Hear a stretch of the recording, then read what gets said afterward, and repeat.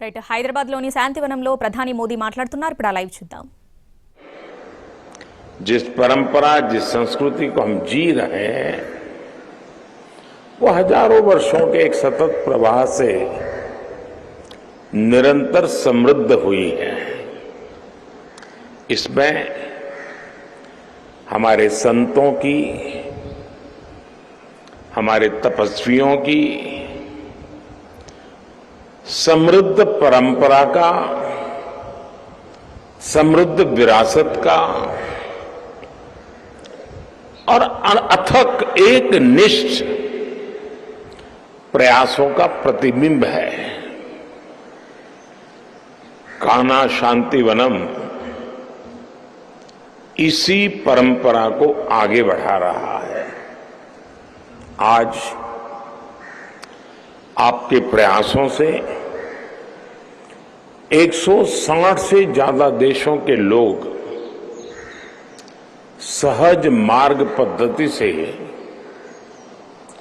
योग को अपनाए हुए हैं। जो सच्चा साधक है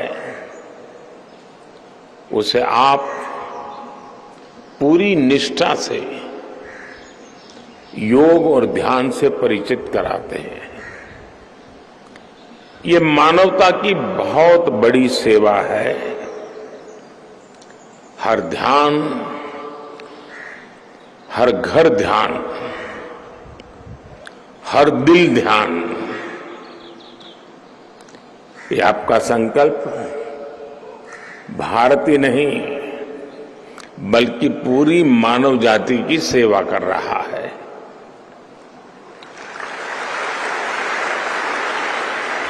पूज्य लाला जी,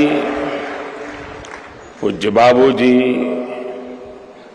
पूज्य चारी जी और पूज्य दाजी ज्ञान और ध्यान की एक निर्मल धारा है जो यहां निरंतर प्रवाहित होती रही है।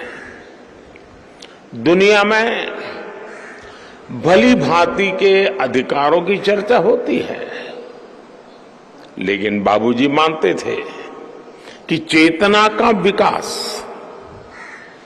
हर व्यक्ति का जन्मसिद्ध अधिकार है। और दादी की विनम्रता के तो हम सभी कायल हैं। कहीं रास्ते में मिल जाए तो पता नहीं चलेगा ये वो महापुरुष है। समाज जीवन में मुझे अनेक महान प्रेरकों से मिलने का, उनके दर्शन करने का, कभी उनसे सत्संग करने का भी सौभाग्य मिला है। और मैं आज कह सकता हूं कि उसमें दादी भी एक है।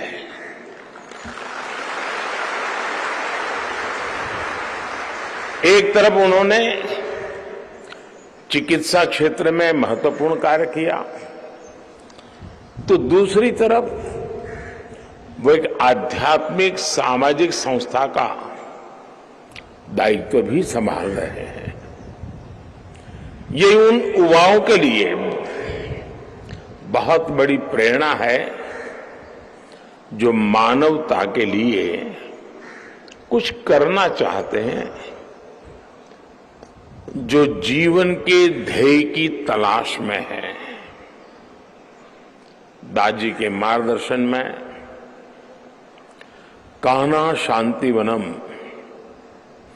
जिस ऊंचाई पर पहुंचा है वो देखकर मन को बहुत संतोष मिलता है।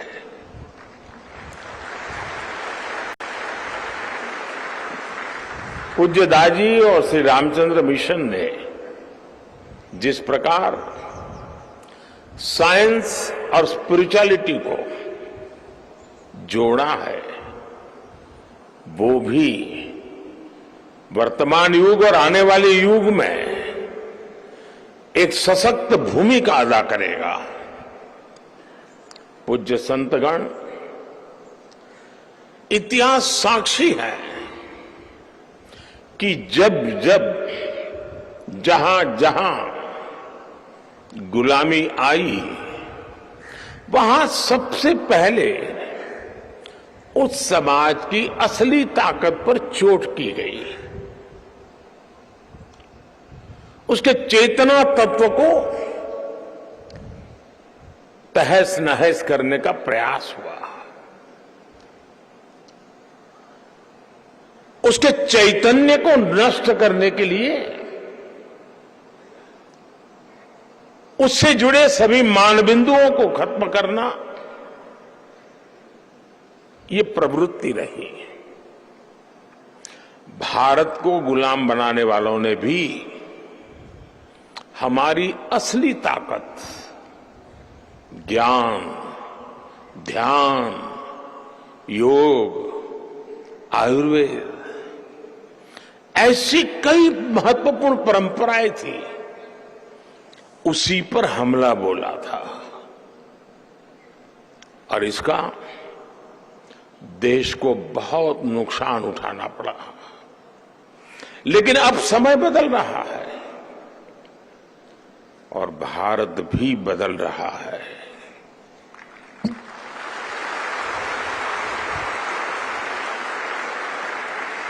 ये भारत की आजादी का अमृत काल है।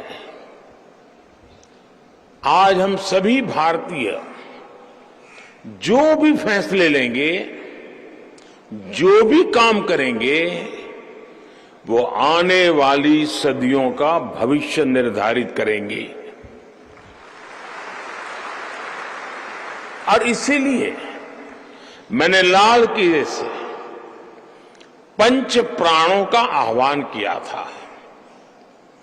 अमृत काल के ये पंच प्राण है: विकसित भारत का निर्माण, गुलामी की हर सोच से मुक्ति, विरासत पर गर्व, एकता और एकजुटता और अपने अपने कर्तव्य का पालन।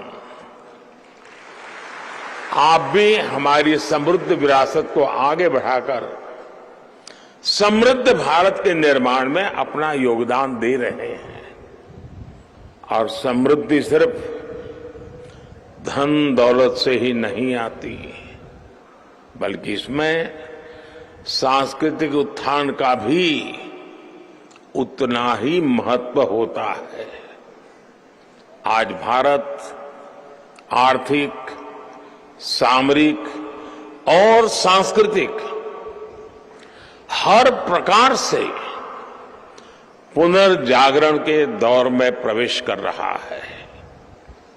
बीते 10 वर्षों में हमने हर प्रकार से अपनी सांस्कृतिक विरासत को सशक्त करने का प्रयास किया है।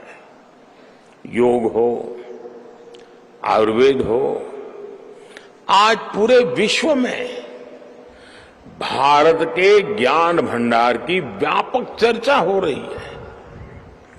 भारत के प्रयास से संयुक्त राष्ट्र ने 21 जून को अंतर्राष्ट्रीय योग दिवस भी घोषित किया है। अब समय आ गया है कि हम अपनी इस विरासत को एक अभूतपूर्व ऊंचाई पर ले जाएं और इसमें श्री रामचंद्र मिशन और उससे जुड़े साधकों की, आप सबकी बहुत बड़ी भूमिका है। साथियों, विकसित भारत के निर्माण के लिए हमें इस अमृतकाल में 4 पिलर्स पर फोकस करना है। मैं इन्हें अमृत स्तंभ भी कहता हूं। ये अमृत स्तंभ है हमारी नारी शक्ति, हमारी युवा शक्ति, हमारी श्रम शक्ति और हमारी उद्यम शक्ति। इसमें हमारे गरीब, श्रमिक, किसान, पशुपालक, मछुआरे, व्यापारी, विद्यार्थी, नौजवान, हर कोई शामिल है। इनका सशक्तिकरण और इनका आत्मविश्वास बढ़ाना और उनको अनेक विध अवसर उपलब्ध कराना, ये समय की मांग है, बहुत आवश्यक है। इनकी आवश्यकताओं की पूर्ति करना, इनकी आकांक्षाओं की पूर्ति करना, ये सरकार की सर्वोच्च प्राथमिकताओं में से एक है। एक जमाना था जब सुविधाओं के लिए सरकारी दफ्तरों के चक्कर काटने पड़ते थे। अब हमारी सरकार लाभार्थियों के दरवाजे तक पहुंच रही है। इसलिए 15 नवंबर को ही देश भर में हमने विकसित भारत संकल्प यात्रा भी शुरू की है। देश में हो रहे विकास का लाभ सभी तक पहुंचे, कोई पीछे न छूटे, यही हमारा लक्ष्य है। साथियों, इस अमृतकाल में आज की युवा पीढ़ी को जागरूक करने में, सशक्त करने में आप सभी की, श्री रामचंद्र मिशन की भूमिका कई गुना बढ़ गई है।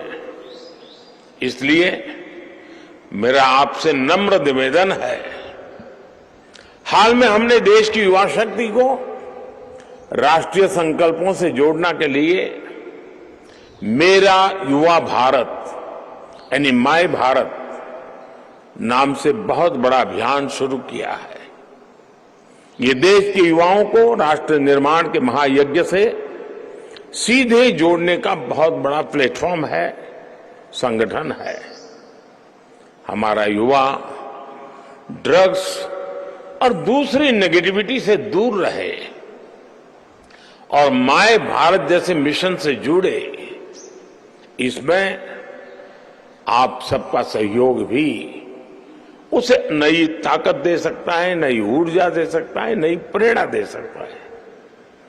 साथियों, हमारे यहां कहा गया है, परोपकाराय फलन्ति वृक्षाः, परोपकाराय वहन्ति नद्यः, परोपकाराय दुहन्ति गावः, परोपकारार्थमिदं शरीरम। यानी वृक्ष हो, नदियां हो, गाय हो, ये सब अपने लिए नहीं जीते, ये दूसरों का जीवन सुखी बनाते हैं। इसी प्रकार हमारा शरीर भी परोपकार के लिए ही बना है। आप भी इसी भावना को आगे बढ़ा रहे हैं। मुझे बताया गया है कि आप इस क्षेत्र में लाखों वृक्ष लगाकर एक हरा भरा जंगल भी तैयार कर रहे हैं। यहां पानी की एक एक बूंद भी बर्बाद नहीं होती, बल्कि बूंद बूंद का सदुपयोग होता है। ये भविष्य की पीढ़ियों के लिए आपकी तरफ से बहुत बड़ा उपहार है। और अभी पूज्य दाजी के साथ कुछ मुझे सरसरी नजर से कुछ चीजें देखने का अवसर भी मिला, और जिस पैशन के साथ वो चीजों की बारीकियां बताते थे, तब मुझे लगता था कि पूज्य दादी यहां के कण कण में रम गए हैं।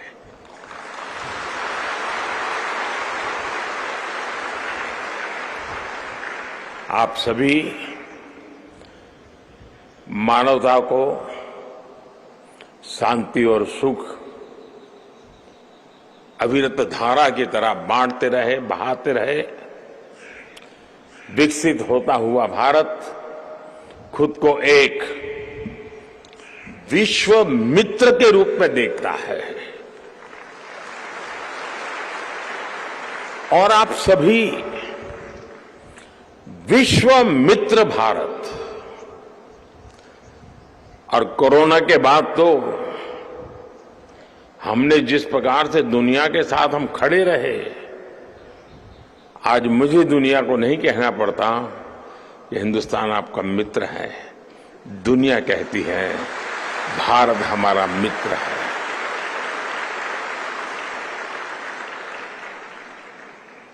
और आप सभी विश्व मित्र भारत के बहुत समर्थ, सशक्त और सांस्कृतिक प्रतिनिधि है। मैं एक बार फिर सभी महान व्यक्तित्वों, पूज्य लाला जी, पूज्य बाबू जी, पूज्य चारिक जी और पूज्य दादी जी को श्रद्धापूर्वक नमन करता हूं।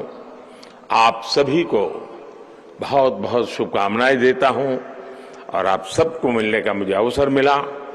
लेकिन मैं कभी कभी हम कहीं जाते हैं तो जल्दबाजी में अगर कोई खाने के लिए भी कहता है तो नहीं, मुझे बहुत जल्दी जाना है, ऐसा कर थोड़ा चख लेता हूं। तो आज मेरा चखने का कार्यक्रम हुआ है, देखने का कार्यक्रम कभी आकर के करूंगा। बहुत बहुत धन्यवाद।